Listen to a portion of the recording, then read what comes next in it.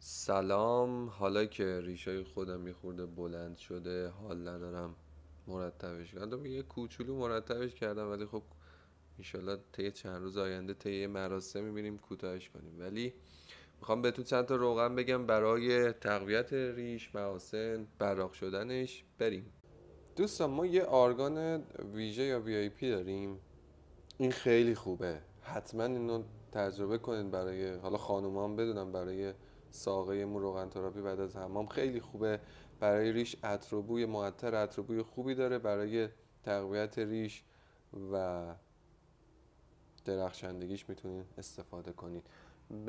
حالا اینو اگر روغن مناسبتر با قیمت مناسبتر خواستین، جوجوبا هم خوبه، معطر، سبک، هم انشالله کمک کنه به تقویت و هم درخشندگی. ممنون از شما.